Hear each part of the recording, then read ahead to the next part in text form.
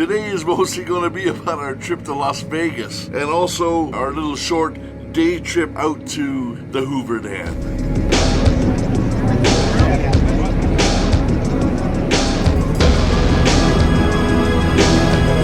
Well,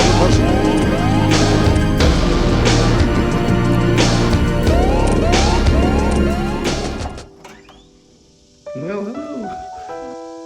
Welcome to our room in Vegas. Wow, look at that. Behind that bed, there's a window to the outside. And then a little bar and whatnot here. There's a full bar. Yeah, see that? Wow.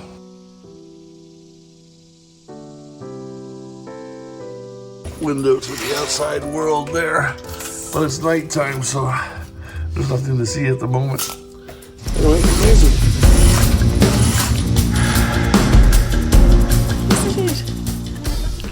It's so amazingly beautiful and so serene here. That's Lake Mead, and it feeds into the Hoover Dam. Looks a lot like Spain or Lanzarote or something, where this sort of brown Mojave Desert style. If we could get around the corner, you'd be able to see the Hoover Dam. I hope I don't get bit by a snake.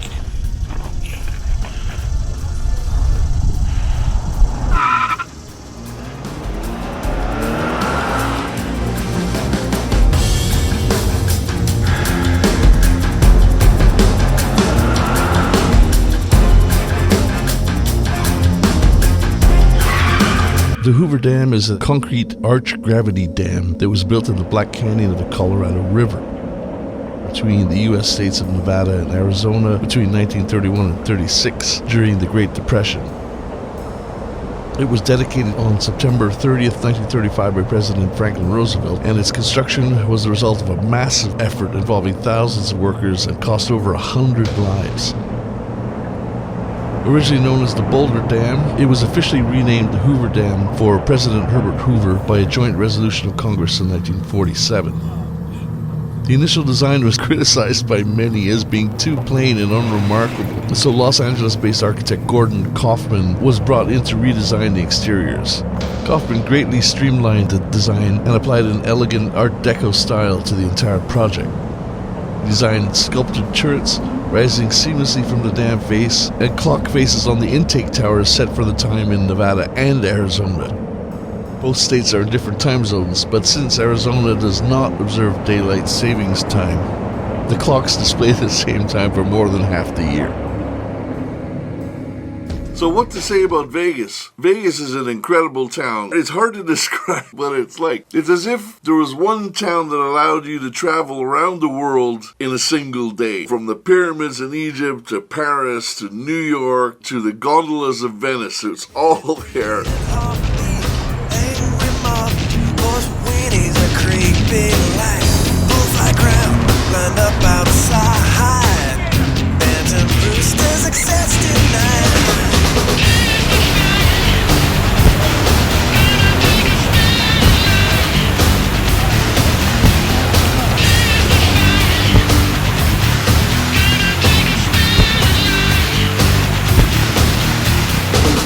And there is gambling to be had and done. If you're an addictive personality, I'd say it's not really the kind of place for you.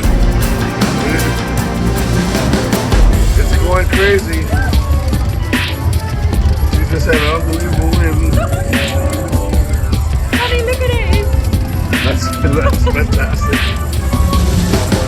There's a million things to do. There are shows every afternoon and every evening. Great music all around the place. I'll also give you a quick peek into what was the last show of Phil Collins' tour in Vegas. Quite possibly the last show he'll ever do. He's not doing well, as you may or may not know. The show was fantastic. He did it sitting down. His son was playing the drums and also played piano for a song. So a special night and quite moving.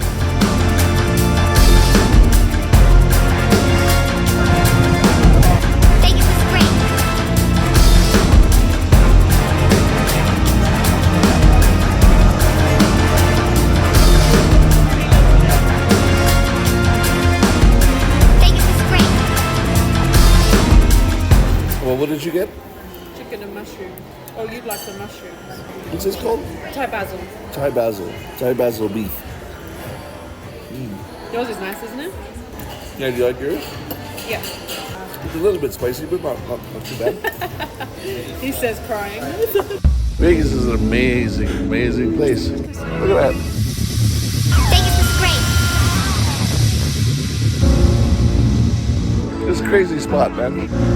Yes, I did. And I had lots of lovely food. So we had pancakes, burgers, what else we eat? Steak, pasta.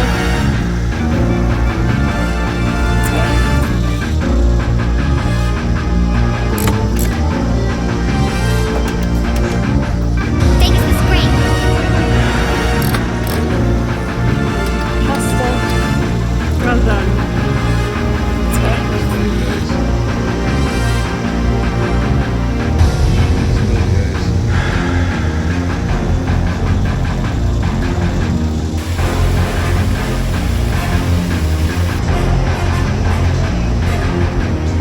Vegas is great.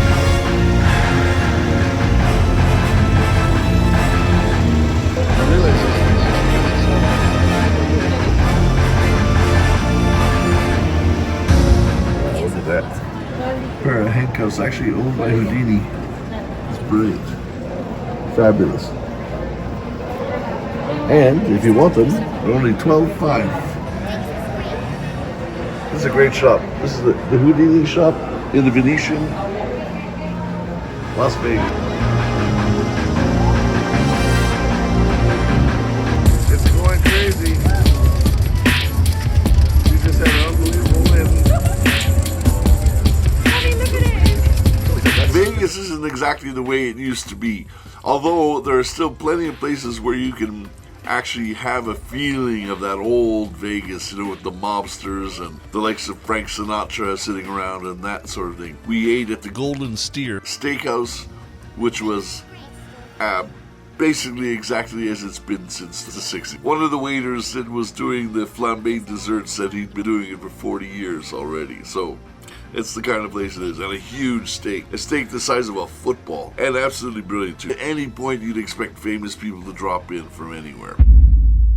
So we are staying at the Sahara, and we went to look at this place, but I think it was a bit too fancy, or at least expensive. So we went to the other place instead, and it was absolutely fantastic. If it's good enough for Frank, definitely good enough for us.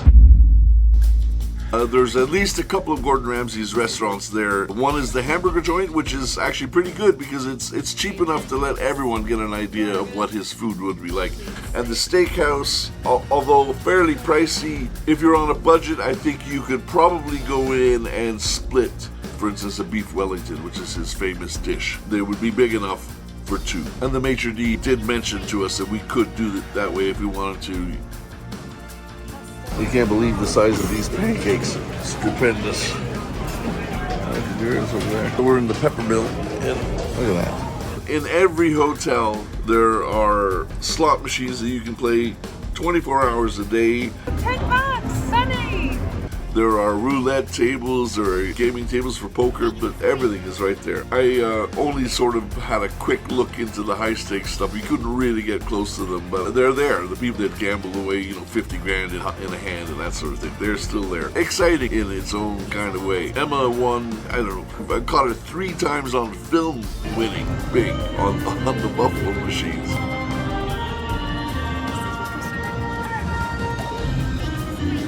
And I myself did the stupidest way of gambling on a roulette table, red, black, double your money every time, and I'd hope for the best.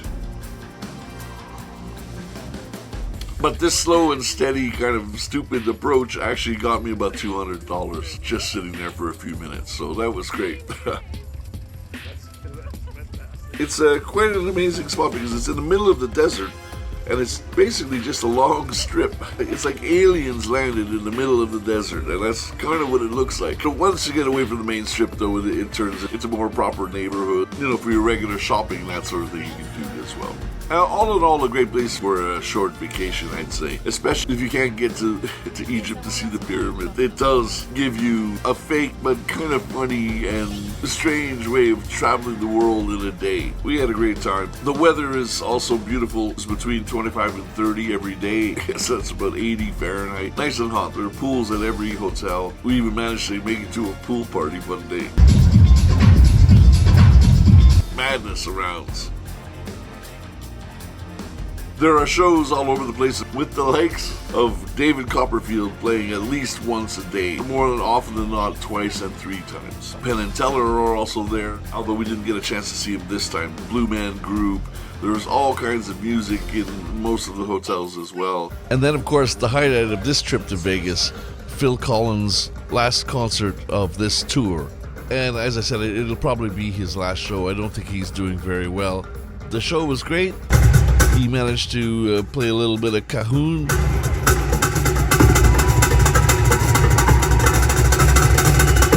He sang great.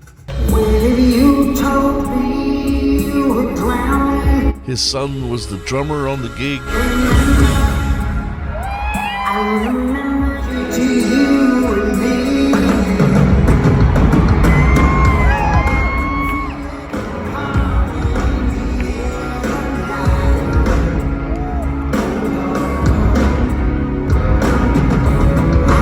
I'm really happy I got a chance to see him again. And it was quite a moving performance.